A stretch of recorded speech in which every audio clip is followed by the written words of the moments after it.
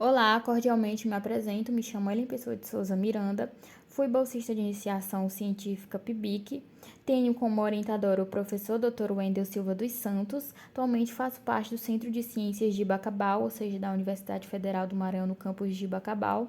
Trago como meu tema de pesquisa a mudança na ordenação dos advérbios terminados em mente em documentos do território maranhense escritos nos séculos XIX e XX. Visando este ponto e com base nos pressupostos teóricos metodológicos da sociolinguística variacionista de Labov e da sociolinguística histórica de Matos e Silva e de Romain, esta apresentação traz resultados de um estudo de produção da variação na posição de advérbios finalizados em mente em documentos históricos disponíveis no Arquivo Público e Biblioteca Pública de São Luís. A problematização da qual é trazida é que os advérbios são tratados pela gramática normativa com certa uniformidade e que essa classe gramatical, ela é compreendida como invariável, modificadora de verbo, de um adjetivo ou de um outro advérbio. No entanto, essa uniformidade não se mantém em pé quando é confrontada com dados linguísticos reais. Aponta-se também que estudos de variação têm verificado se há mudança na posição dos advérbios em mente, que estariam deixando de ser expressos em posição pré-verbal e estariam sendo expressos em posição pós-verbal. Objetivos. Tenho como objetivo geral analisar os dados linguísticos de posição de advérbios terminados em mente em documentos históricos escritos no território maranhense nos séculos XIX e XX. Os objetivos é basicamente mostrar uma evidente mudança na posição desse advérbio, levando em consideração o fator posição, a característica semântica do advérbio e o período de publicação dos documentos analisados. Apontar também essa variedade linguística por um processo de gramaticalização com a ajuda de planilhas codificadas e com a ajuda de um programa computacional de análise estatística.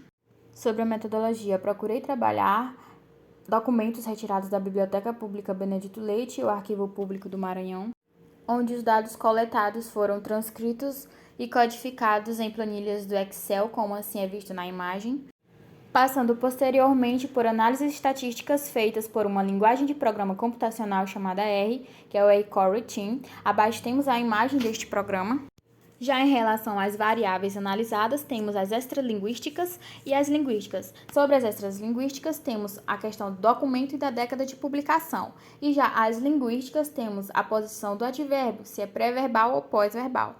Partindo agora para os resultados estatísticos, aqui temos uma tabela que traz a posição do advérbio em relação ao verbo.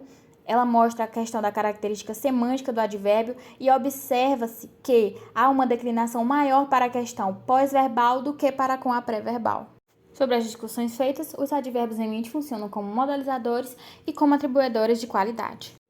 Além de observar que a grande maioria dos dados é de advérbios em mente funcionando como atribuidores de qualidade. E, independentemente da carga semântica dos advérbios, a posição pós-verbal é a mais recorrente na amostra analisada.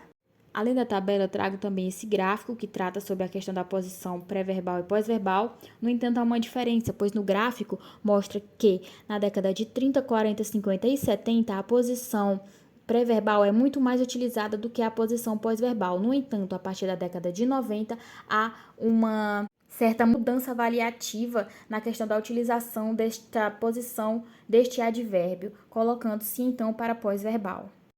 Sobre as considerações finais, a distribuição aparentemente irregular dos dados não possibilita afirmar que há uma mudança avançada na posição de advérbios em mente. Segundo, o final do século XIX apresenta a maior concentração de ocorrências na posição adverbial considerada canônica, o que leva a pensar num processo de reavaliação sociolinguística por parte dos usuários da língua.